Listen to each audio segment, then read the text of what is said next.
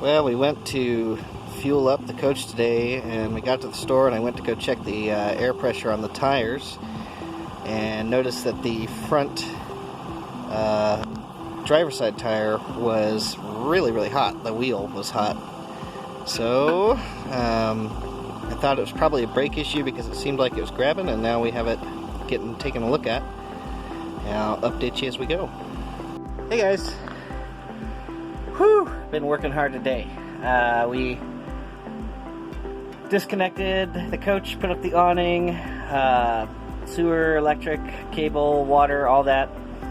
And we took it up to the gas station here, filled it up. Gas price $2.39. So we got it filled up for $165, which is a pleasant surprise because I've almost spent $300 filling it up before. When we were at the gas station, I went to go air up the tires. For one, their air compressor was pretty chintzy and it wouldn't handle my tires. I need 80 psi. So I was kind of bummed out about that. I started filling them up and went from 70 to 60. So I was providing the air compressor with some air for my tires. So I said, oh, that's not going to work. But while I was doing that, I noticed that the driver's side front tire, or the front wheel actually, the hub, was extremely warm. And I had no idea what was going on there. And I thought, it kind of drove a little bit weird here. We only drove it about a mile to the gas station. And I said, it kind of seemed like every time I let off the gas, the brakes were on and it would slow right down. And I'm like, man, that's not supposed to be that hot, because I couldn't hold my hand on the hub. So I thought probably a brake issue, probably brakes that are engaged and aren't letting up. And so I quick Google search, and that's exactly what it is. Apparently the piston is stuck out. And my next door neighbor, fortunately, knew a guy here with all the appropriate tools to get in there and take a look at it. He got in there, disassembled the brake caliper, popped the piston back in, which I'm not exactly sure how that works, piston in and out, and why out would engage the brake, but I'm not a mechanic. But anyway, we were really fortunate. $70 he charged me to disassemble it, and broke it loose. Said that if it gives me any more problems, I can come back and have it fixed for free, which is pretty cool. That's if we need a whole new caliper, like a rebuild kit. But hopefully we won't need that. As you can tell, I'm kind of sweating. So, yeah, we got that fixed. I drove it back to the store just to make sure that it was behaving. And then we turned around and came back here. Got it parked. And I cleaned out the storage bays that I'm unable to access when I'm up against the deck. And then I backed it up into its spot and hooked everything back up and put the awning out. We didn't put anything in dry storage right now. In storage on the driver's side right now, just because I'm getting tired, and that was a heck of a day.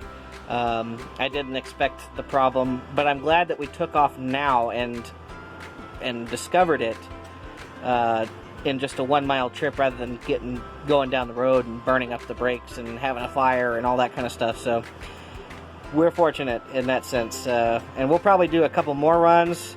I'll probably change the oil and make sure everything's good just locally here, work out all the kinks before we set off across the mountains, because we don't want any problems. And I still have to go get tires next week. That's in town. So yeah, I think that about covers what happened today. And I'll show you just a little bit of video, and you can see some pictures on the Facebook page there of what was going on there at the shop. Alright guys, thanks for listening.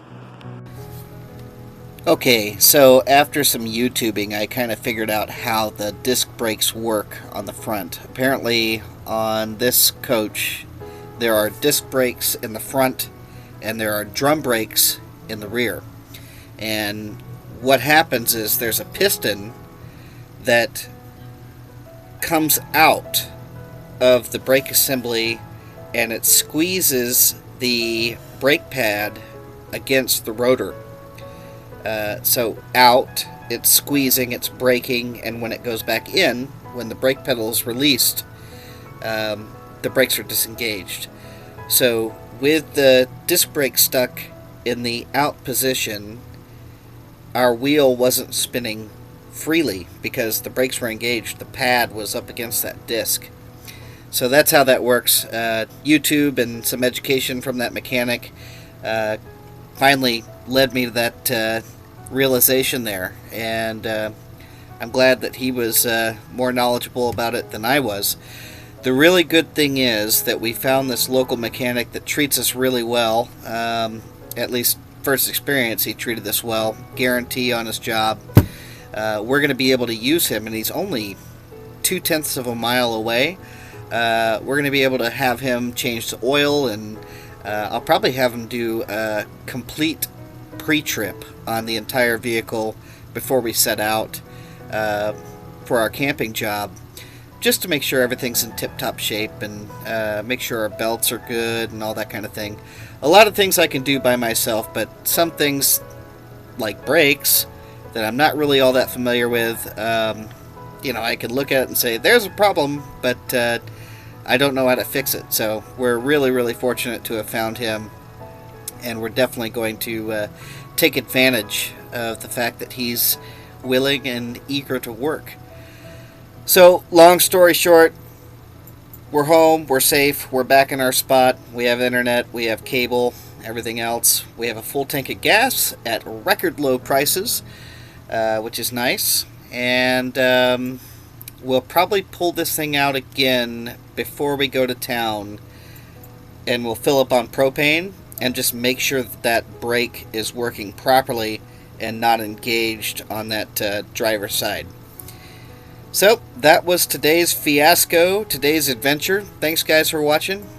We'll see you soon.